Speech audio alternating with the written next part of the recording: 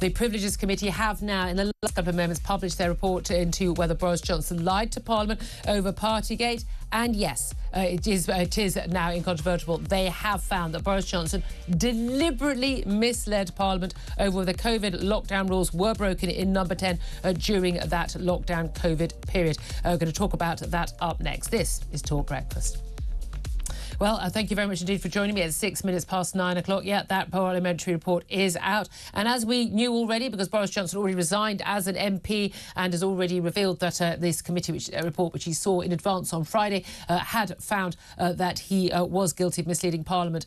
Yes, a former Prime Minister did deliberately mislead Parliament over whether COVID lockdown rules were broken in Number 10. It's a 30,000-word report. It is a very large report. It is very detailed. An awful lot of admitted evidence, but also an awful lot of references, giving exact comments that were made and documentation. But it's very, very clear. The report summary states that all the evidence they've relied on, including that from Mr. Johnson, has been given on oath. They point that out. And they said we established that Mr. Johnson had knowledge of the COVID rules and guidance, had knowledge of breaches of the rules and guidance that occurred in Number 10, and misled the House. They say when he said that guidance was followed completely in Number 10, remember that in House of Parliament, don't we, during a Prime Minister's questions session, when he said that guidance was followed completely in Number 10, that the rules and guidance were followed at all times, that events in Number 10 were within the rules and guidance, and that the rules and guidance had been followed at all times when he was present at gatherings, that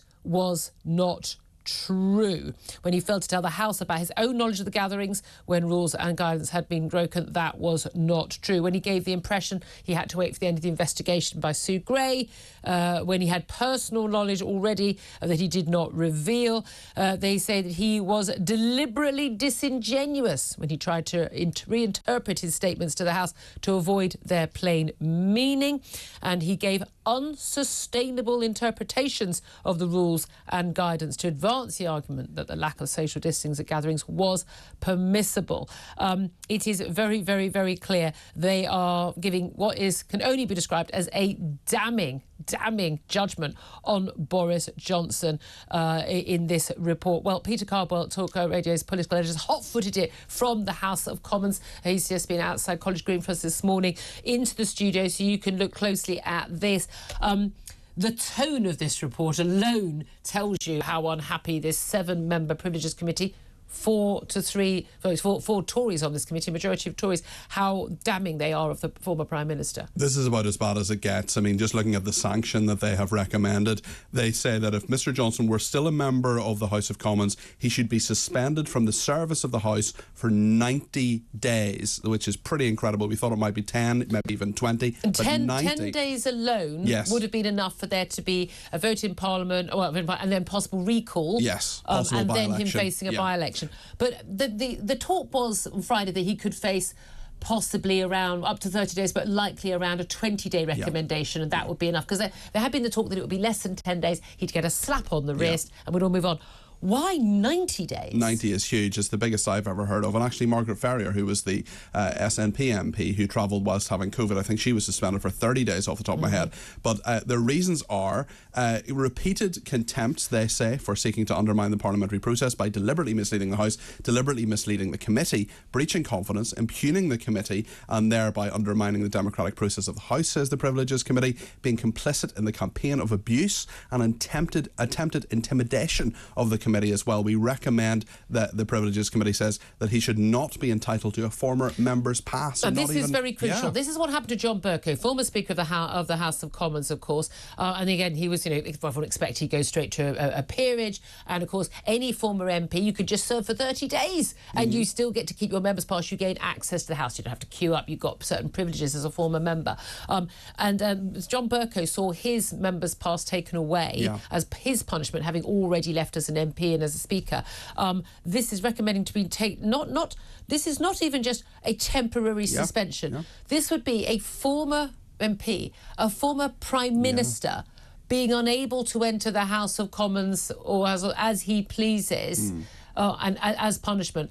I mean, that is very, very... I mean, again, in Westminster world, in Westminster bubble world, he's not being sent to prison, he's not being, But that is a very, very big punishment. It's about as harsh a punishment, I think, as they could have given him. I mean, this is very, very serious. They've made their intentions very, very clear in this. Of course, it doesn't really amount to a huge amount because Boris Johnson, of course, has resigned as an MP. He says could be back at some stage. But in terms of what the committee could have done, this is about as much as it possibly could have done. This is really, really damning. And I think that Boris Johnson is not going to be in any way happy with this. He's not going to see it as reasonable. He's already called it a kangaroo court, but certainly in terms of the conclusions, they're very, very strong indeed.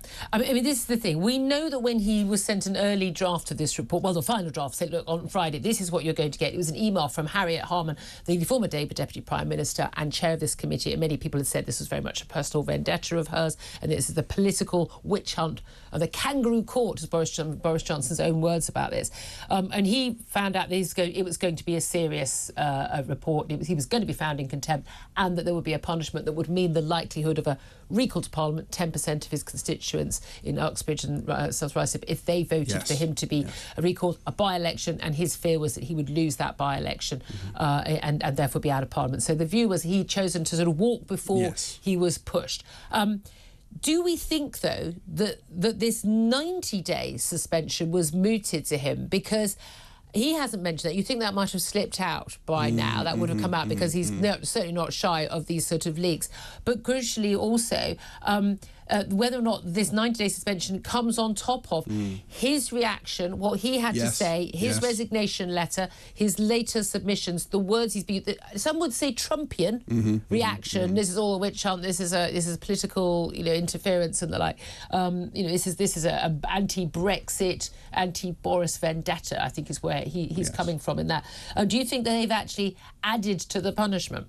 Well, it's interesting because I think it probably has. We haven't seen, of course, earlier drafts of this. We haven't seen what Boris Johnson was given on Friday. He submitted further evidence very late on Monday night to the committee. We don't know whether they have increased this. Also, there's the factor we were talking about a little bit earlier in terms of Bernard Jenkins that he's been talking about in terms of the allegations against him possibly breaking lockdown. There's no real way of telling at this moment anyway. But in a lengthy response, trashing the reputation of the committee, I mean, he's rejected the conclusions already. This is rubbish. It is a lie. In order to reach this deranged conclusion, Boris Johnson says, the committee is obliged to say a series of things that are patently absurd or contradicted by the facts. So he is coming out fighting. Yeah, absolutely. We know we're going to have this line-by-line rebuttal.